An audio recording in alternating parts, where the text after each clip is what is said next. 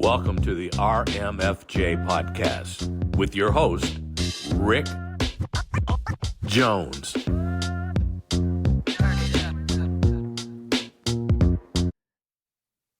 Hey everyone, Rick Jones here, and for episode number 4, I have a special treat.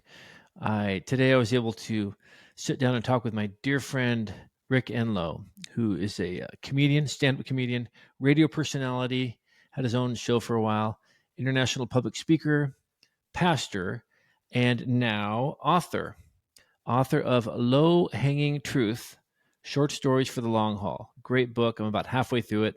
Loving it, and I think you will too. But anyways, here is our little sit down we had earlier today, and I hope you enjoy it as much as I enjoyed having my time with him. Thanks. Rick Enloe. Whoa, Rick Jones. How are you? The Ricks. We haven't been together in a media setting since we spoofed an erectile dysfunction ad. Remember? I remember the erectile dysfunction ad. That's a great way to start. Yeah, I mean, for about 5 years, we posted that on a site where people could download it and pay. Yeah, and I would get a check for $1.10. People would pay for that. Yeah, I know. I couldn't believe it. Yeah, it was just so people understand what's happening. We there was that Cialis ad, and so we just turned it into a. We said you were having trouble journaling, and yes. So you needed to take Journalis. And anyway, it was pretty funny. Journalis. It was like Leadafil or something like that for journaling, like lead in your pencil. That was awful. Yeah. Hey, what a great pod you got going here. Thank you. Yeah, thank you. And thank you for the technical help. Dude, we're in the music room. I mean, it's like yeah.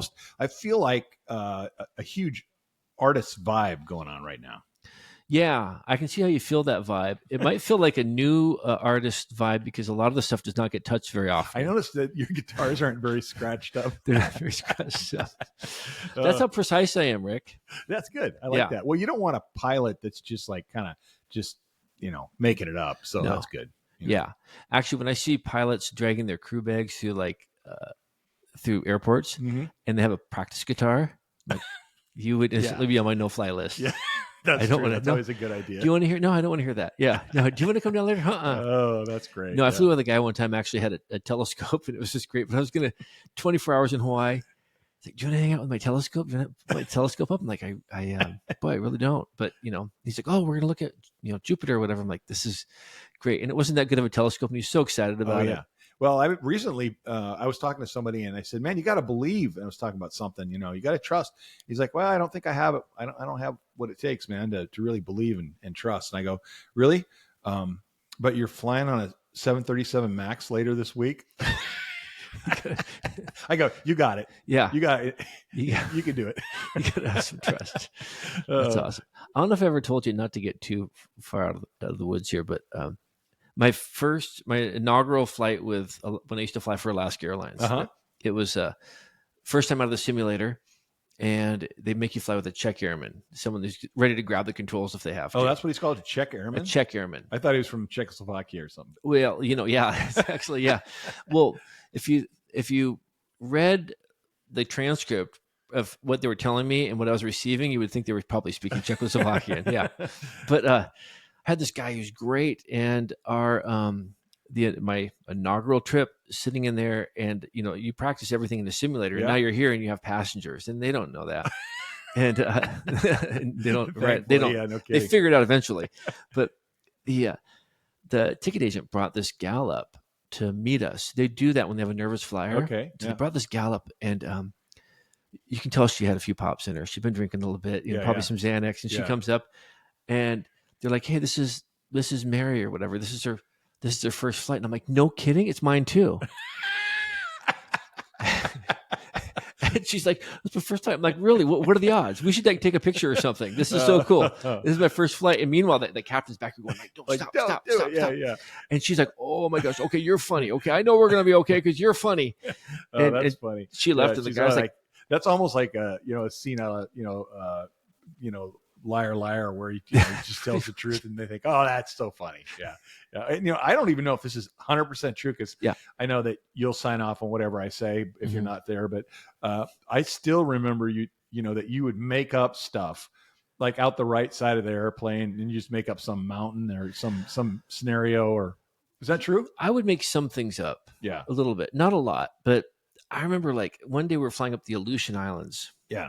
And they're like, "Can you make like an announcement, like what this island is?" I'm like, "What? I don't know what this. I don't know what this island is. There's thousands of them. We're probably the first people looking at this island. I don't even know what it is. I don't even know what it has a name. Yeah. I'll make up a name. Yeah, that's what I think that's great. Yeah. And I used to do that. I don't know if you remember this because you weren't born yet, but I was a porter for Amtrak, which is kind of like a flight attendant for the train. Yeah. And I was from Seattle to Chicago, and people would always do that. They would be going through like just some lost tundra of North Dakota or something. They go like, what are those mountains there? Some like hills or what. I'd be like, well, interestingly, Custer and his men, and I just make up some Western story, and they'd be like, fascinating. I'd be like, yeah, I'm headed to the bar car if you need anything, so like, yeah. So I think we both had the same, approach to travel. Pretty much. I like that.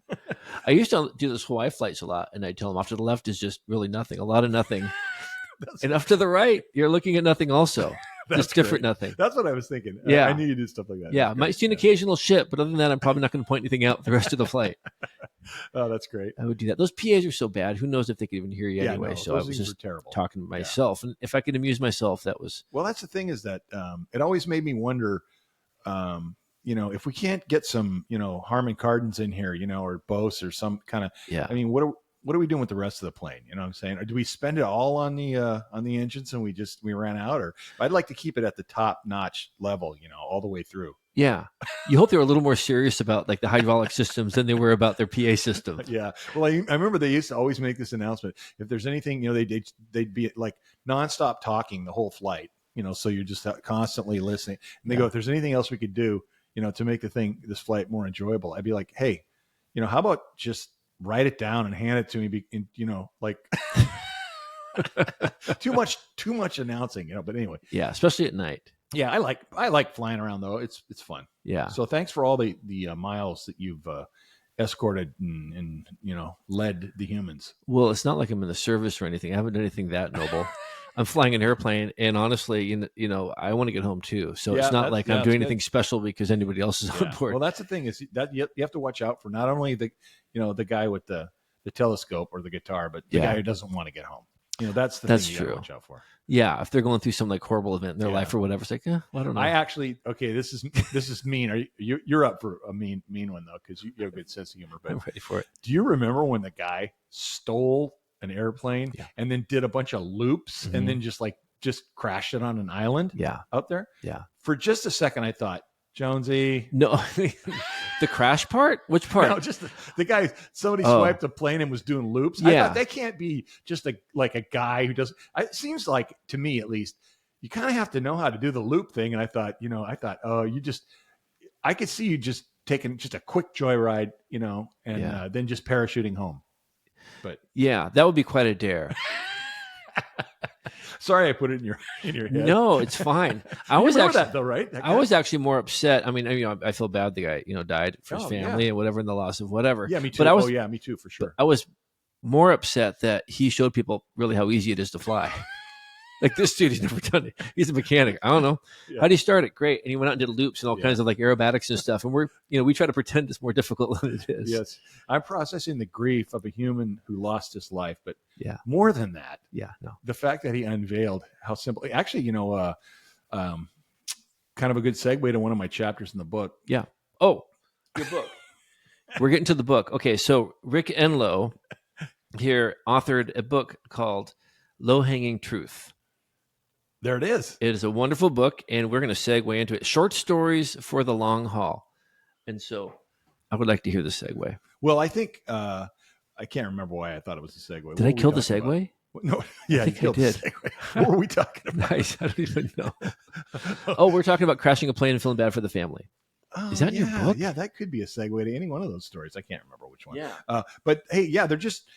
they're 31 short stories, and they don't have really any rhyme or reason sequentially. They're just stories of things I did and I've been a part of. And sometimes I tell a story when I'm in sixth grade, and then then I'll tell a story when I'm older, and I just jump around, but I always have a little bit of a takeaway from the story, because beneath the frivolity of my book is a deeply philosophical foundation.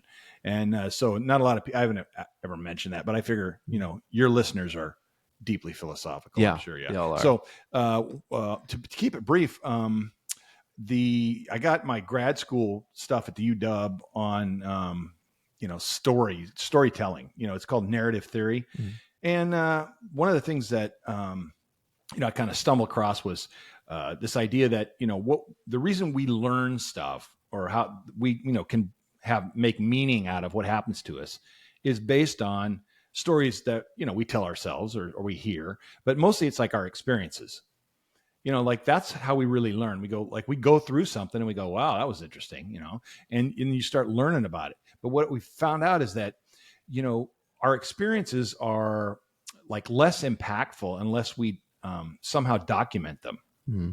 So when you write down, an experience, it becomes kind of part of the record, and also causes you to think, yeah, wow, what did I learn about that? And through that.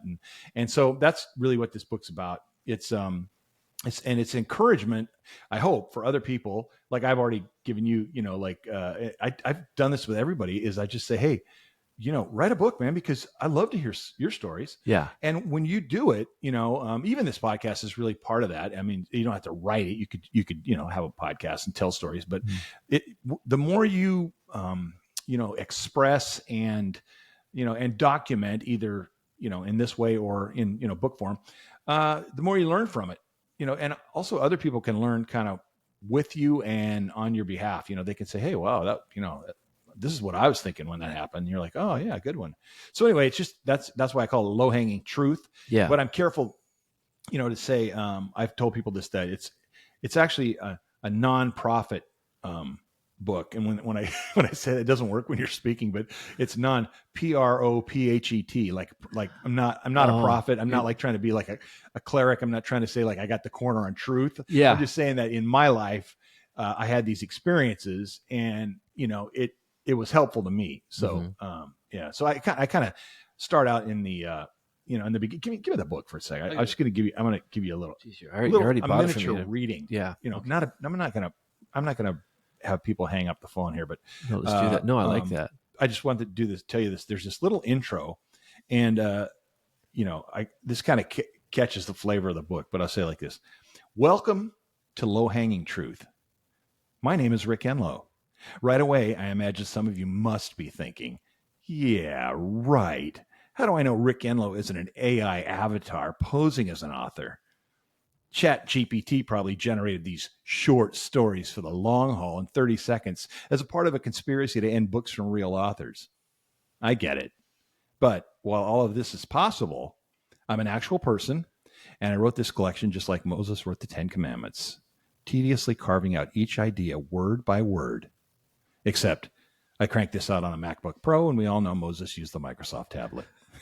So, I'm just saying like that. It's just, and then one of my favorite parts is I like that you compared yourself to Moses. Yes. And then I go on to say, I'm not comparing what I wrote to scripture, but I'm pretty sure somebody will use this book to start their own religion. Oh, yeah. Because, it has a tree on the cover, and the titles are a ripoff of Low Hanging Fruit. So tree, fruit. Yeah. I can see where this is going. I don't recommend it, but if it happens, send 10% of all offerings to Low Hanging Headquarters. And I will use it to feed hungry children, 5 of them, and their names. Those are my grandkids. And their names in the original Greek all mean brilliant and hilarious. And then I will mostly feed them pancakes. So, it just kind of that's kind of the tone. Yeah. I love that. And actually, I think when people hear your name, I don't know how much traction you've gotten with this, but I'm pretty sure the first thing they think when they hear Enloe is boy band. Definitely. Oh yeah. Yeah. They think, I'm sure they do. And it actually, hey, talk about a segue to not the book. Yeah. Probably the most advertised my name has ever been has been in the stand-up world. And you're a fellow stand-up comic. I would not go that far. I've done it. Yeah. I've done it a couple times. Yeah. I would not say I'm a stand-up. Thank you. I'll take it. Yeah. But no, if you've done it, then you're in. Yeah. I've done it, but yeah, nothing like you. Well, no, I mean, I actually only had like, maybe a dozen comedy, club venues. Mm-hmm. I didn't really get a kick out of it that much. I mean, it was fun to talk. I actually enjoyed the backstage part more than the onstage part because you're talking to other people and, it's always a good set, man, whatever. But most of the people weren't really, they were either there to, like tolerate you or they wanted to be a comic. And so they were trying to, steal the stage or, all that stuff. That's part of it. And, but it wasn't really, they weren't that interested. And because I've always kind of had this low hanging truth kind of idea, like, I don't know if you remember this because again, this is back in the day, but Yeah. I had a talk show on CBS radio in Seattle. And part of the talk show was just talking to people about stuff, like, I mean, I did a whole segment, a lot like your first podcast where I said, okay, because it was a call-in show, so I'd say, hey, have you ever had a brush with greatness? Like you're somewhere and all of a sudden you see somebody famous, give me a call. Just a like, because people love to talk about that. Yeah. And they love to hear you talk about it because you're thinking like, I look over and there's De Niro, So that's what people did. But even when I was just laughing and having fun talking to people, I had guests in the studio, oh, this is really going to date me, dude. A couple of the people are dead by now, but I had Danny DeVito, and he was, I was prepared. Okay. He's going to be a shorter man. Yeah. I was unprepared for how short. Really? So short. It was like, but he's such a good guy. Yeah. And even today, dude, I don't even know who his agent is, but the guy's just doing every other commercial on TV. He's great. But I also had this other guy who I think actually isn't dead, but he came on the show and he said, yeah, I'm the former mayor of Cincinnati and I'm just going to go on television. I got an idea for a great show. It's going to be really, really awesome. I'm going to talk about current events. It's going to change the world and everything. Oh, great. Yeah. Mm-hmm. What's it going to be called? And he goes, well, it'll be named after me. And I go, oh, so what are you going to call the show? And he goes, well, it'll be Jerry Springer. And it was Jerry Springer. Are you serious? Yeah, Yeah. And I'm like, oh, have fun. Like I didn't know. And, I didn't later on like, that's the show. But anyway, the point is that I always, even when I was just messing around, having fun, at some point I'd say, something like, hey, I'm Rick Enloe. We're going to go to a break right now, but I love my wife. Or just, some value statement. Yeah. Like, if you're going to be a friend to somebody, be the best friend they ever had. I mean, just look little, things. Those are low hanging truths, kind of. So I always had kind of I just always wanted to kind of toss in an encouragement or something. And at the same time, have fun. So I think, that even though this is my first book, I think I've been kind of doing the story, and low hanging truth thing, my whole life. So I think you have. It's been fun. And I like that you said your first book too, because I don't think this is your book. This is your first book. Yeah. Because I think this is going to open the floodgates for more. Because this is just, I love the stories. I've heard a couple of them before, and I love them. And I love that you put them into more detail and in context. Yeah. But I think you have so many more, and it's going to be great. Yeah, I'm excited for the book you're going to write about. I'm working on the second one now. But one of the things I thought about this book is, like I mentioned, I have 5 grandkids, and they're all the way from little 4-year-old to, Pax 13. So it's just hilarious having them because I wasn't paying attention, with my kids that much. Yeah. You know what I mean? I was, doing stuff and, and all that, but you just get to pay more attention and so I've just been having a blast, but I really kind of wrote these for, our kids to read it, to their kids at night, just say one of Grampy's stories, Right. And so I got a whole bunch more coming, but I actually think this might be a pretty good book for if how you're always looking for the graduation gift thing. And, you can get them at Dr. Seuss's, Oh, the places you'll go. I mean, it's always a classic, but this is kind of like, that's why I thought the subtitle was like, hey, short stories for the long haul. So it's kind of like, and, I feel like they're fun stories, no matter how old you are. In fact, a good friend of ours, she sent me a picture. She sent the book to her kids. Yeah. And they have a little baby. Well, the baby thought it was like from its grandma, like a gift from its grandma. So the baby won't let him have the book. Oh, And so she showed me this picture. So they're trying to trade the baby, like, hey, look at this toy. Trade to the toy for the book. And the baby's like, no. And so I sent, I replied to, she sent me the picture and said, they can't get the book from the baby. And I said, well, I wrote it for all ages. So, Yeah. I was a little disappointed it wasn't just a picture book and like scratch and sniff. I did have some pictures though. Yeah, a couple pictures that you, or not, I mean, not a couple. Every chapter, didn't you draw those pictures? Yeah, I just did a sketch. Yeah. I've always been that guy that those little books that they sell that have nothing in them. Yeah. I'm always been addicted to those. I just have one in my pocket. And I like open it up, and when you're like waiting for anything, I'll be like, a little sketch. And I actually, when I would go on flights, you're probably up there, Sketching. up with the check guy. But I would sketch people on the plane. Like I just not awesome sketches. Just a guy with wild hair or whatever. Just glasses, anything like that. And then after I kind of sketched him, I'd write like flight 661, whatever. And I'd say, he's lonely. Beyond lonely, he's desperate. And I just make up some story about the guy. Yeah. And it became kind of my I don't know, character, sort of journal just for fun. Mm-hmm. Yeah. So I just always been a sketcher. So what I did with these is that I thought, well, I'll just do a little sketch and I don't even know if this is how it works out, but I thought on the chapter, it's chapter 12 and there's a little sketch, every chapter, like you said. Yes. And I kind of want people to look at the sketch and go like, I don't even know. I have no idea what that has to do with it. Then after you read the chapter, you go back and you go, oh, okay. Yeah. So yeah, like you have little sketches there. Yeah, right. Yeah, you don't know at first. Dog with a chewed up shoe. So you're thinking, okay, I don't get it, but yeah, right. That one is my most complex sketch. That is complex. And this story is kind of fun. It's called the Javascope. Uh-huh. And what happened was I rode my bicycle to work for a while, because it was back when they first put those bike racks on the buses. Yeah. And I thought, okay, let's go. So I throw my old bike on the bus, ride the bus, but I'd end up like a few miles from, the office. So I start riding down, and this is on like 2nd Avenue in Seattle. And I just pull into this coffee shop like early in the morning, freezing, raining. And I noticed that the coffee of the day always most generally, sort of described me. Mm-hmm. It was always like, what's today's special? And it'd be like full-bodied, whiny, like, hey, what is this? And so I started realizing that I started on a personal private campaign to replace the horoscope with the Javascope, so that eventually, maybe not in my lifetime, but instead of somebody meeting somebody, in a bar and saying, hey, what's your sign? I wanted to be able eventually to have them say, hey, what's your bean? Like, because I figured, so I studied kind of like amateur version of, astrology. And so then I thought, well, I'm going to come up with 12 beans of the zodiac. And then I'd take calls on my show like, hey, when were you born? So like, what's your birthday? February. Okay, so February. So I go, oh, Sumatran. Oh, Rick, you're born into the Sumatran bean. That's why you're, smoky and whiny, and like I just described all those things. Yeah, and then I'd say, but you pair well.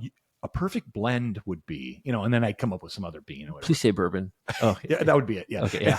And anyway, so people got a kick out of it, and I'm just messing around with this thing I invented, called the Javascope instead of the horoscope. And I would tell him, hey, I don't know what the stars say, but I'll tell you what the beans say, that kind of thing. Well, the guy who owns this coffee shop calls me and says, hey, I want to sponsor your bit. And I'm like, okay. And he goes, and I'm going to give you quad lattes for life. Oh, wow. That's Tully's. You remember that yeah, shop? Tully's. That's better than gold. Yeah. So that's the guy who owned it. Tom O'Keefe. He came in. So he gave me a card that says quad lattes for life. And I got so jacked up on their coffee for a couple years, but when my show ended, I thought, I said, okay, I think he meant for the life of the show, not like forever, so anyway, it was pretty fun. And but the reason that my show kind of went away was, they turned the station from talk radio to country radio. Oh, so they, but the way it is in radio, which you probably know this, you can keep going forever, or even same thing you could be the weather guy your whole life, right, but you just got to move all the time. So when they changed it over in Seattle, they said, hey, but listen, we sent your tapes to Cincinnati. They love it. They want you to do the show there. And I'm like, I just thought, okay, well, that was, my kids are in middle school, and I'm not going to drag them all over the place. So, but it was fun. And your free coffee thing reminded me of when I was, I shouldn't admit this probably, but when in college, they had these Starbucks stands. There was like 3 or 4 of them up at Western. yeah. And I would go there, and I was there like every day. And I had my dog Sydney. It was half Australian Shepherd, half coyote, crazy mix. And but she was great. And the manager lady one day was like, "Hey, would you like to be a special customer or a secret customer?" I'm like, I don't know what that is. And so she was talking about it a bit, and then finally she had a sit down with me. She goes, "Well, what it is you come here, you evaluate the service, the coffee, the pastries, everything, and it's free. You get free coffee from that." Oh, so you're the secret evaluator. Yeah. And I just said, that sounds like too much responsibility for me. And so I don't think so. But apparently she told her employees, because from that point on, they stopped charging me. Oh, I would just have my coffee. I'll get this little cookie, whatever. I get up there, they're like, "You're good." I'm like, "I'm good." They're like, "Yeah."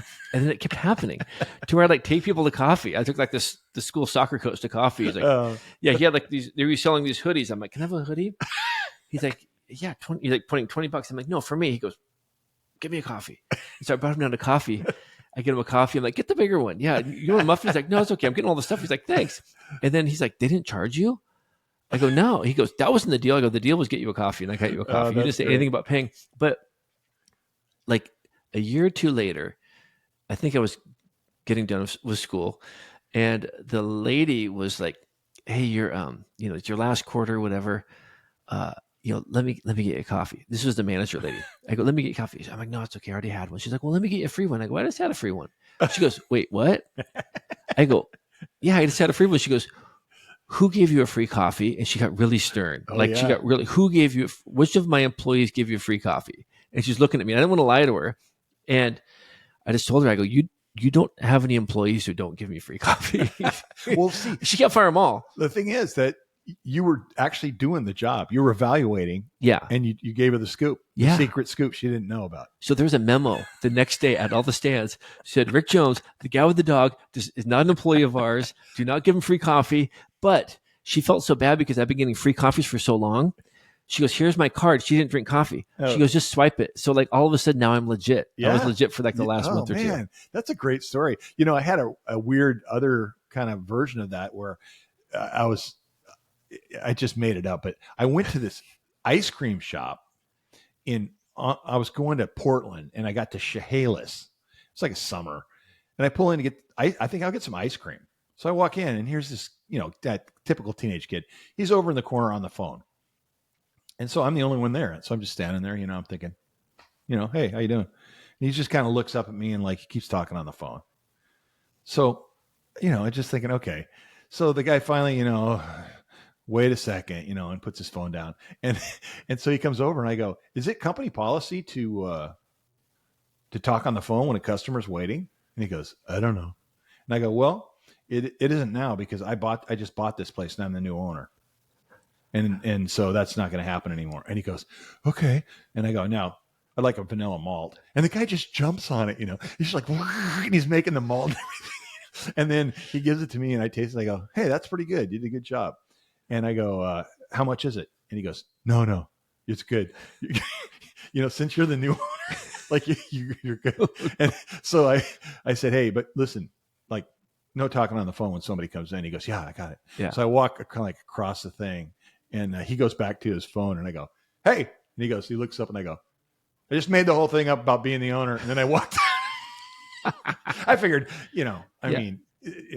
I thought, hey, look, I was kind of doing a training. It was. And I got the malt just as sort of compensation. But yeah, you're coaching him. The owner should be thankful. The owner should be thankful. Yeah. I'm glad the garbage truck is coming by while we're talking. Hey, what I think is a lot of people think it's the garbage truck, but that's the kind of stuff we put environmental sounds in the background to make everybody think that this is legit. Yeah. Sometimes we'll even put sirens in, or airplanes or whatever. Yeah. Very, very crafty. It's all happens in post-production. Nothing gives validity like the sound of a fake garbage truck coming by. Yeah, Yeah, know. I see that. And what it does is it grounds us and helps us realize, we're not some ivory tower right here by the alley. Right. So I took a couple notes. Yeah. Okay. I have a couple questions before you take off because I knew I'd be starstruck by you. Oh yeah. Well, that can and happen. I wouldn't know if I'd remember these. That's the same thing I did. Yeah. Yeah, right. Starstruck with me. Yeah. Sure. Yeah. Okay. A couple questions for you.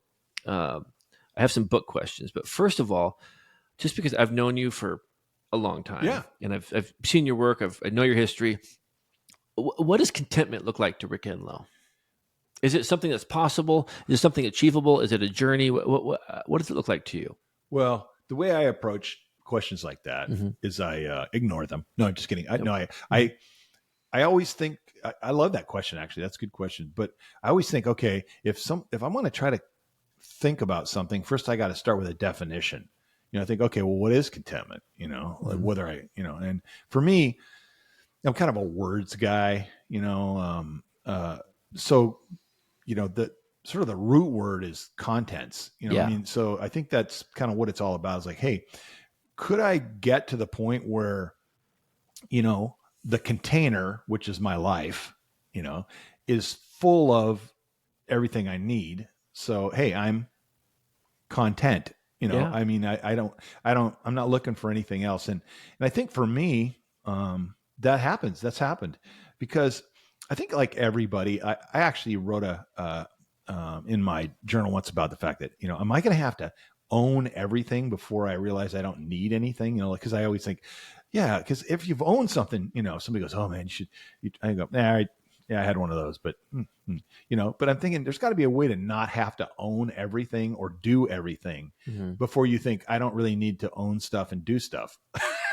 And so I had to figure out like, well, why am I like that? And because I think we might share this. We'll see. But I've always been, kind of a FOMO guy. I want to, I don't want to miss out. Right. So I have a chapter. Okay. Give me that book again. Oh my gosh. I don't even know book for me. I don't even know where it's Is at. it even my book? Yeah, I think okay, I paid for it. I'm You just reading keep your book. grabbing it from me. Oh, who signed this for you? That was you. Yeah, I enjoyed that. But there's just one I thought I'd tell you about here, like, because this is really about contentment, So I invented this, so it's not, it's not like legit. If you answer it like on an academic test, probably flunk. But I have this thing. I have my own types of humanity theory. Okay. And I sort of hypothesize that there are two types of humans, broadly, basically. There are party people and planning people.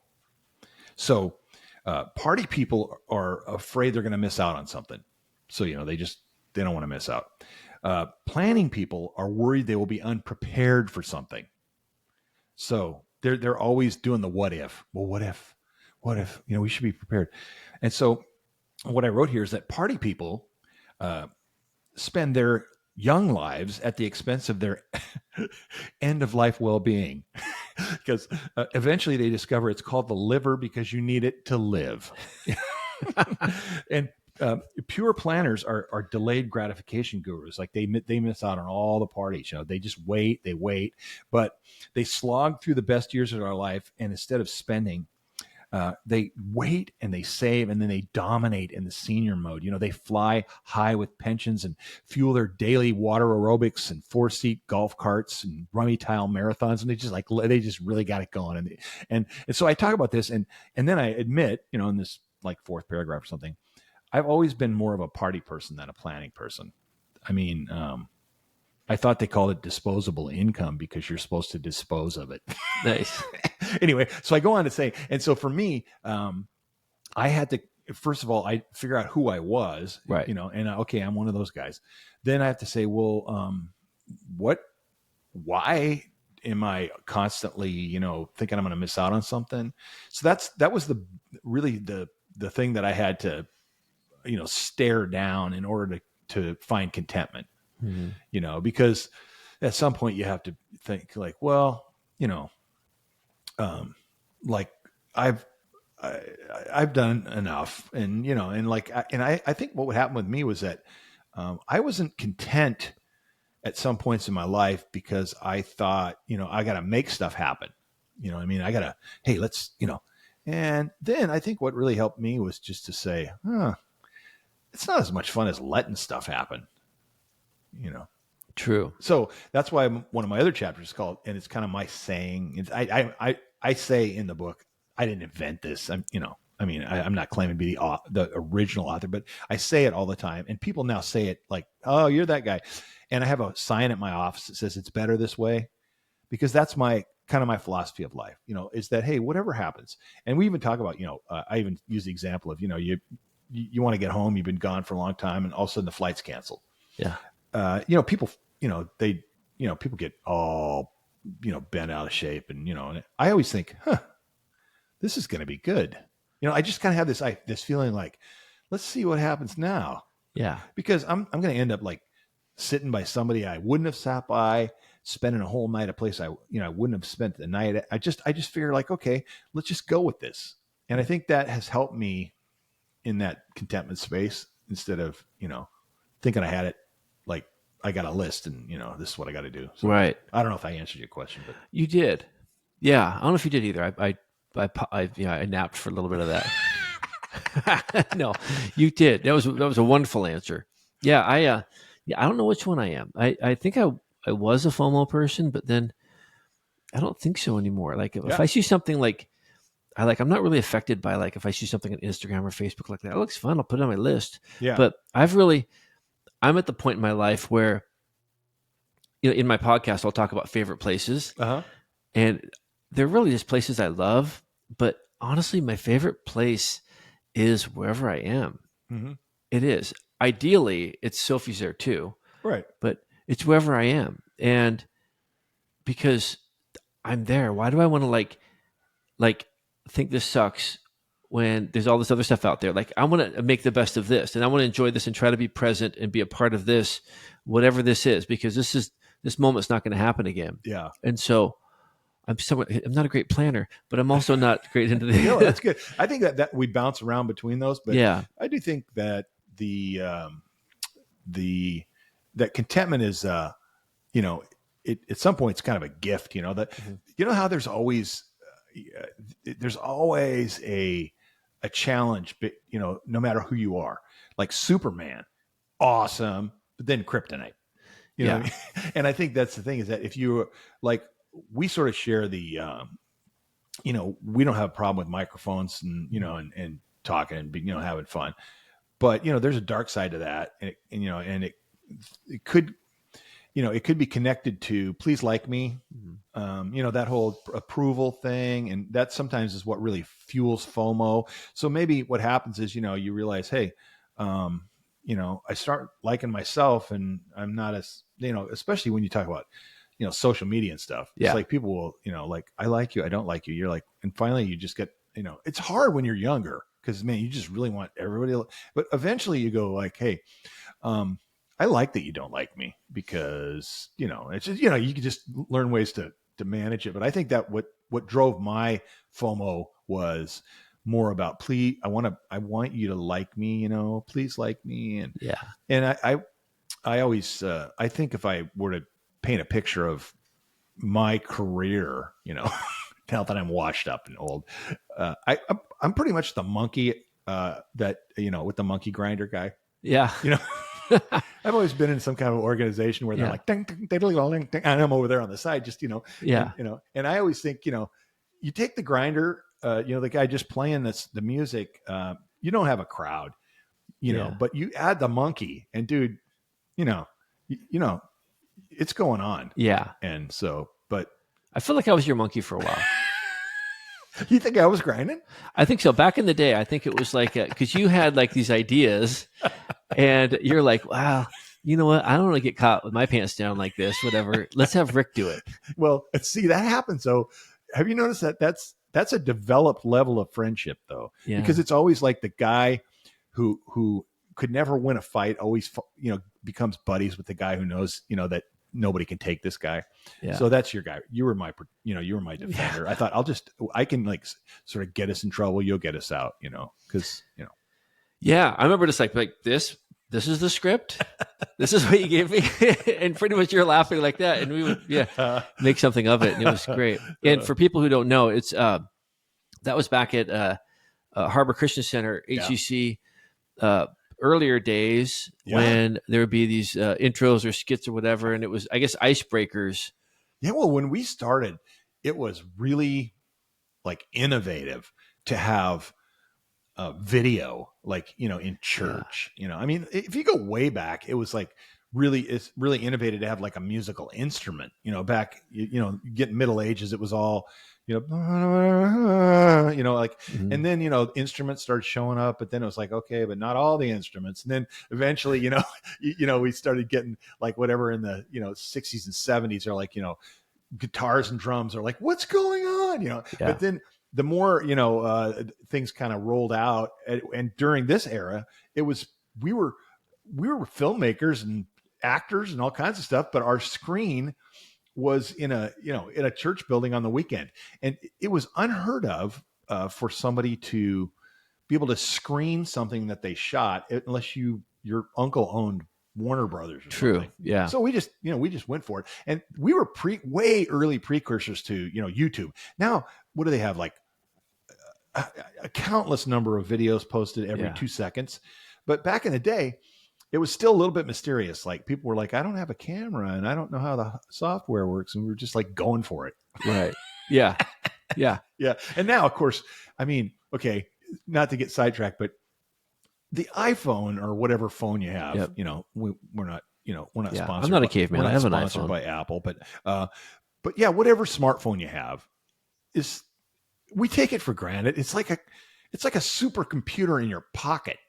And back in the day, I mean, we didn't have any of that capability. We had to like make it up. And that's why I think that they say that, say like last 10 years and the rolling out, there's such incredible, video history in people's lives. Yeah. And I love it. I love going to my phone and just flicking through. Mm-hmm. It's just like memory city. Right.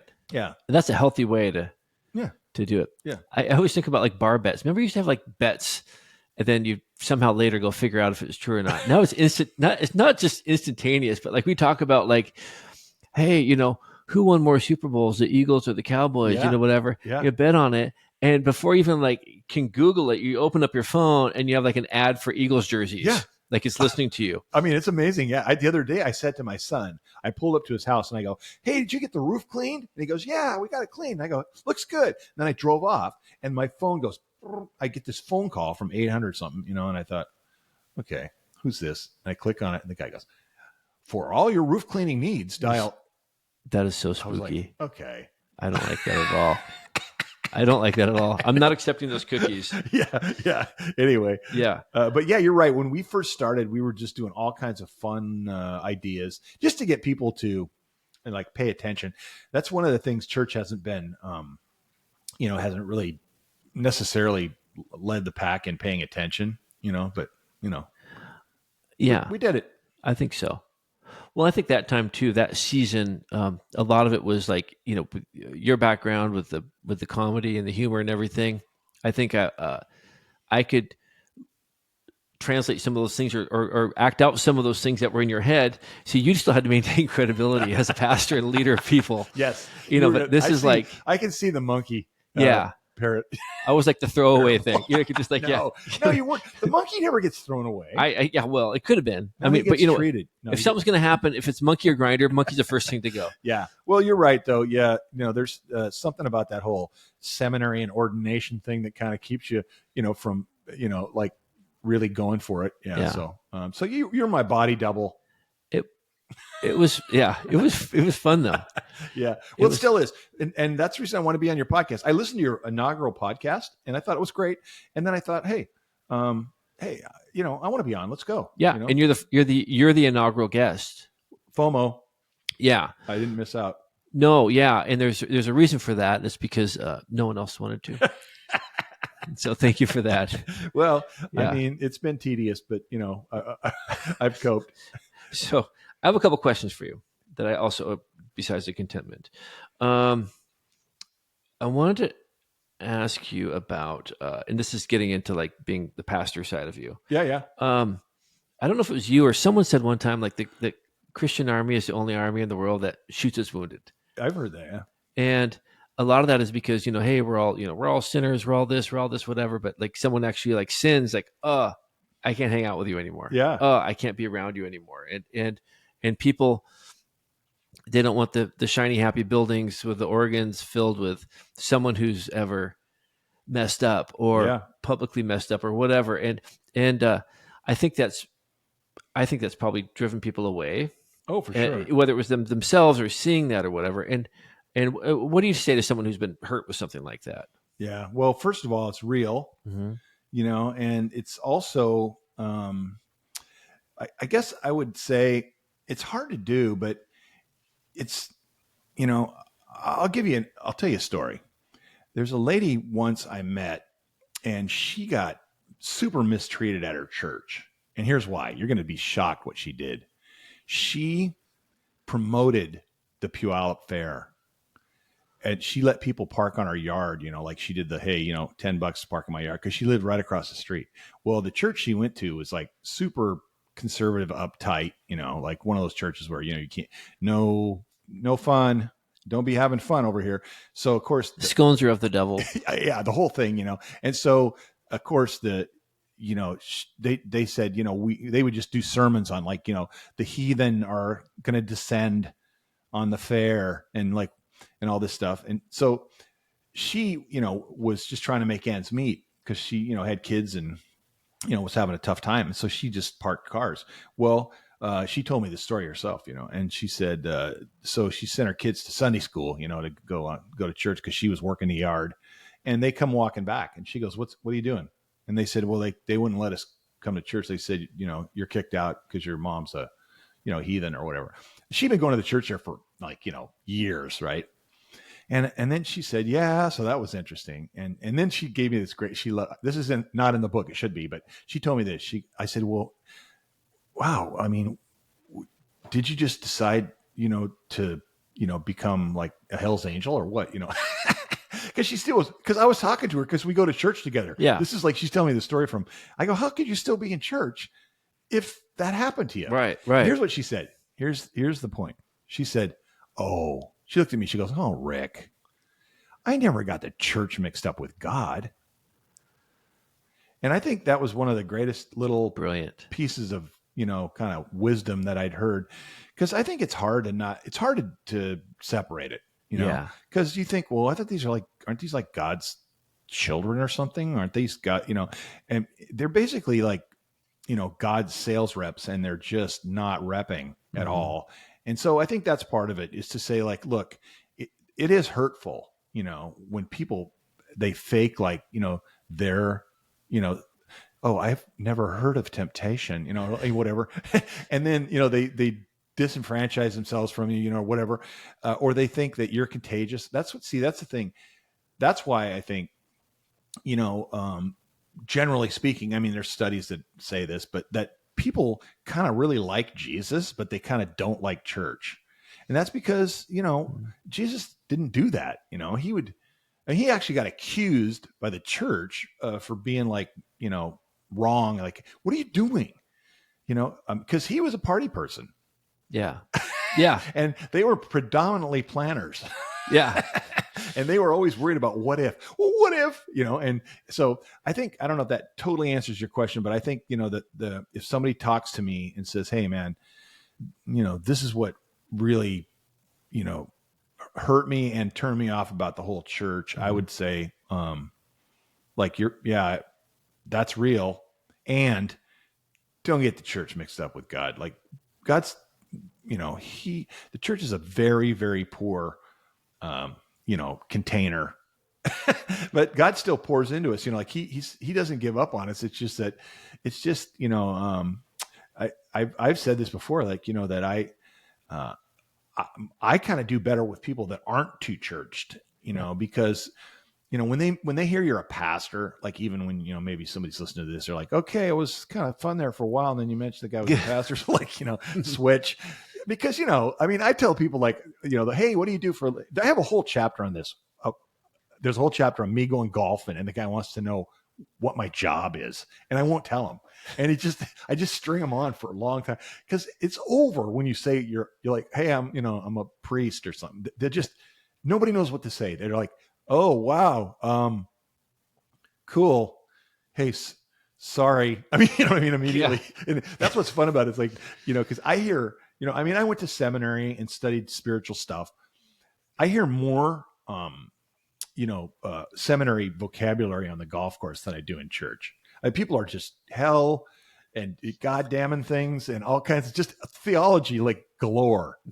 You know what I mean? And so, and it's always like funny when, you play like 17 holes with somebody and they go, hey, this guy's a preacher. And the guy's like, oh, I mean, like you just, tongue tied. So, but a lot of times the only response people have, you're flying on a plane. Hey, so what do you do? And I'm like, oh, I teach.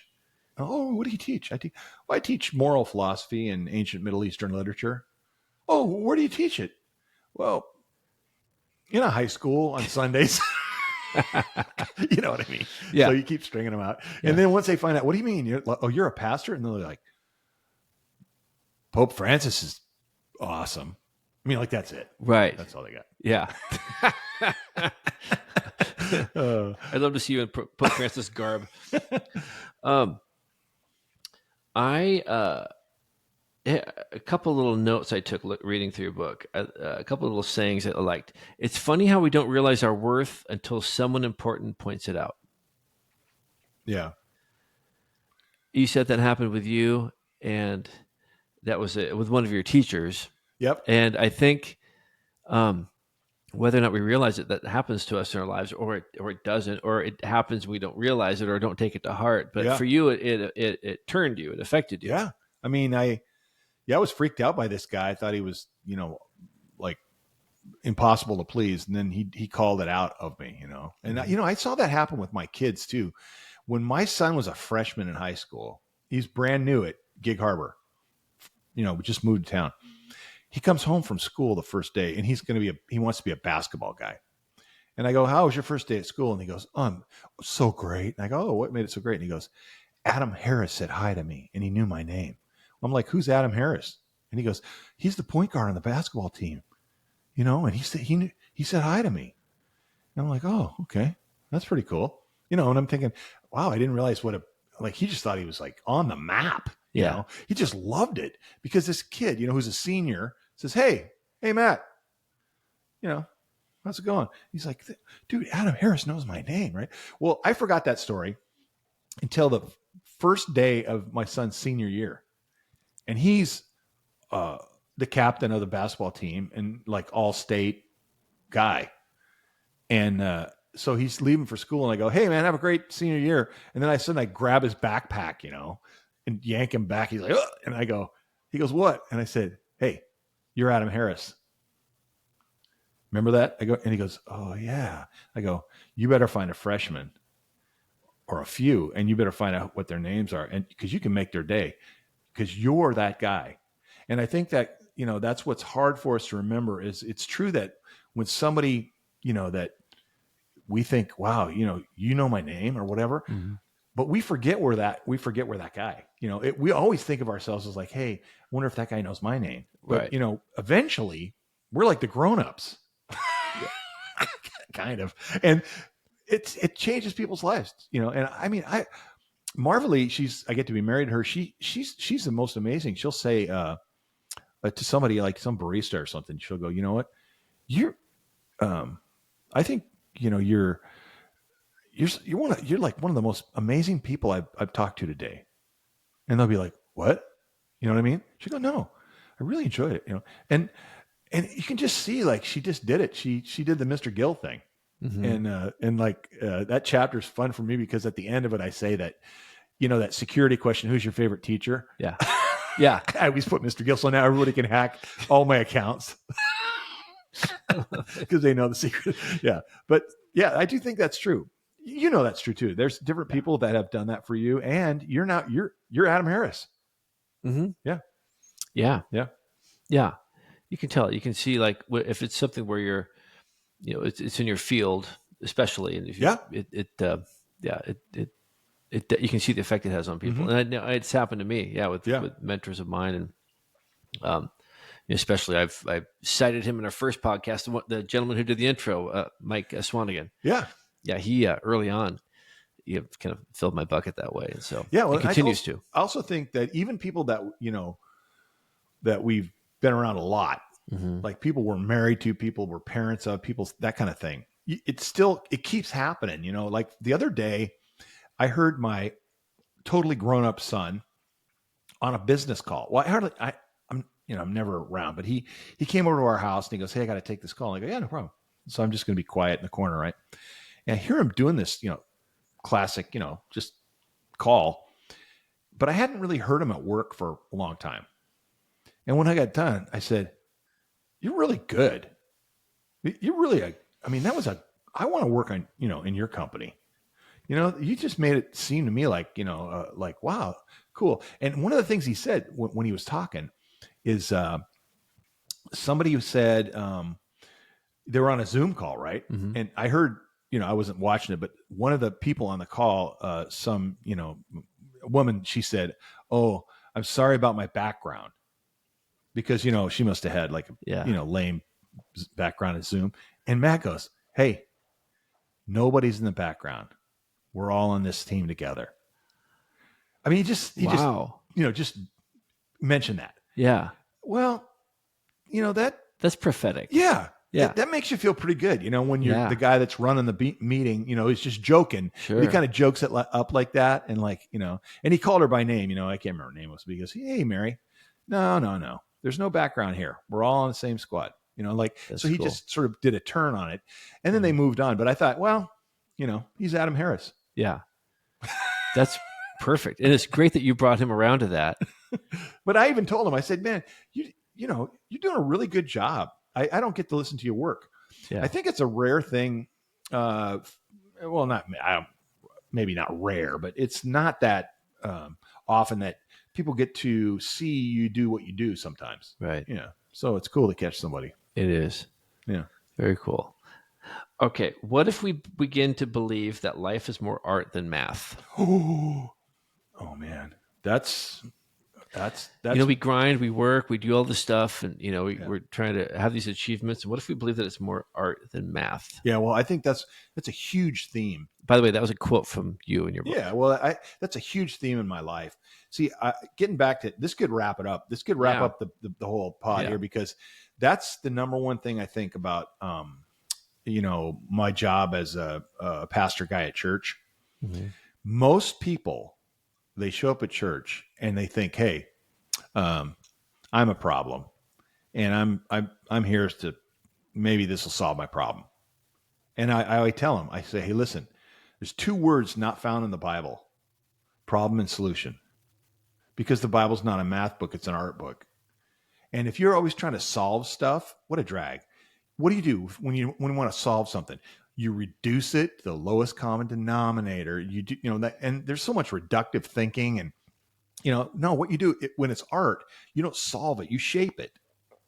You just add colors, and and then it even says, like in the Bible, that it says, Ephesians is an old letter to this group of people, that are, modern day Turkey, but it says, like, you are God's masterpiece, and he wants to do an art show.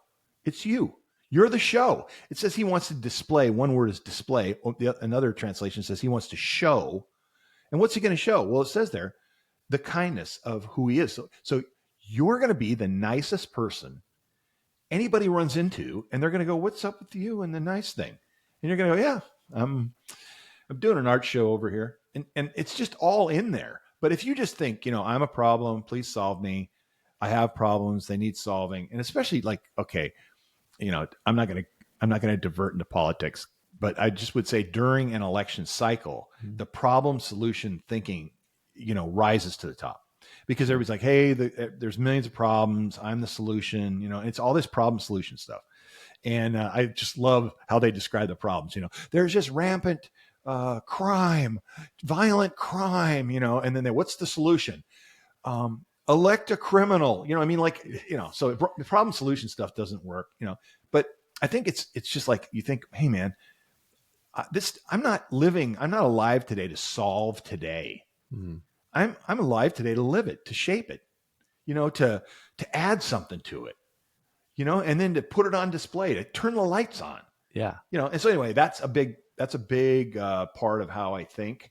And so that's why when I wrote that chapter, and made that statement, like that, a life, there's people, I'm not discounting that, you'll have a problem, right? But that's not how I look at it. It's just like, for instance, I don't think that we need to stop stuff. I think we need to steer it. Because if you're trying to be a stopper, like, no, stop. Well, you can't, but you could steer it. You could say like, oh, this is coming my way. That's going in the corner. Oh yeah. And to me, I think those are all, art. In fact, I do one story that I kind of make fun of this because I think, I come off as this guy who knows all about life, but then I do this story about the Olympics. I don't know if you read that yet, but no, I'm about halfway through it. So anyway. But real quick, and before you get into the Olympic story, I'm about halfway through it, which is a lot for me. I'm not a big book guy. Like back in the day, I remember in high school, Princess Bride, we had a book. We had a book report in the Princess Bride. We had a test on it when the movie was coming out, and man. I can't do the book thing. And the teacher said, "Don't go to the movie; it won't help you." I'm like, "Well, I don't freaking." He's like, "You won't be able to pass the test," and I was like, "I guess we're gonna see." Yeah, Jim Gaffigan, he says, I like about movies. I like movies better than books, and the reason is like no reading. Yeah, exactly. But anyways, the structure of your book, the pace of it is so good that I've only had it 2 days. I'm over halfway through it, and I love it. And I could have been through it faster, but it's meaningful. And I keep stopping and taking notes, and I love it. And that's your art, and this is you shaping, and that's your art coming through. So, anyways, I'm sorry. That's it. No, but I was just saying, there's another story in there where I talk about ribbon on a stick, which is that rhythmic gymnastics in the Olympics. Where they have the stick and it has the ribbon. And so I make fun of that because I think, as you should, because I think, I'm not going to win, a pole vault event in the Summer Olympics. I'm not going to be able to compete in any of the dashes, but deep down, I still honestly believe, I think I could compete in ribbon on a stick. I think it's not that far out for me. So anyway, well, it's pretty funny. Like all these sports, like a lot of javelin and all these like marathon, it's pretty much all survival stuff or kill the animal, feed the village, whatever. And somehow it got to the point of ribbon on the stick. I know. Well, here's the thing. Just to get back to art and math, and then people by now are like, thinking, "What is this?" I'm trying to get a PhD here, but like, one way to identify math when people start getting too mathematic is when it's competitive. When competition, because competition is all very mathematic, and it's all, added up, sorted out, somebody's on top and all that. And it wrecks art, because I love cooking mostly because I love eating, but like, I just like the art of cooking. It's like a project, you get to make something, and yet I've noticed like all the cooking shows are like all, like, chopped, who's going to win the competition, and the judges, and that's why I like the good old shows where they just go, hey, you take the chicken, and they show you how to make something. Yeah. Anyway, so I think that I can see in our culture, in order to, sell pickup trucks, and really thrive in the commercial space, it has to shift. It's always going toward math. So all the news shows are mathematic based. Now even all the art shows are mathematic. But anyway, I just keep an eye out for that. Try not to let that happen. Yeah, I steal my book back before you steal it. And Rick Enloe, Low Hanging Truth: Short Stories for the Long Haul. And where do people get this? How can they get this? Amazon. Just type in any resemblance of those words and it'll pop up. And then so far we have, paperback, hardback. We got the Kindle deal, and I'm working on the audio. It's taken a while, but I'm working on reading it. Yeah. Because I think it'd be fun to hear, my voice. This is like my stories. Right. I don't think we want Mitchner to read us any one of his, like. Sure. But, Yeah. Yeah. And No. so, and like you said, it's not a huge long read. It's kind of like an overgrown pamphlet. And you don't want me to read it because you'll have the sounds of the garbage truck in the background. Oh yeah. Well, Hey, thanks for letting me talk to you. thank you for coming by. It was great to see you, catch up with you again. It had been a while until I saw you just a couple of days ago. And so that was wonderful. And we will continue this. And thank you so much. So again, Rick Enloe, Low Hanging Truth, short stories for the long haul. Please go on Amazon, go find this, go buy it. You're going to love it. Yeah. And I just want to shout out to probably our only listener, Jim Vincent, Oh yeah. Jim's in here. Jim and Lori, you're listening. Yeah. Yeah. Exactly. Lori too. Yeah. It's good. Yep. Thanks, Rick. Thank you. Bye. Well, glasses off.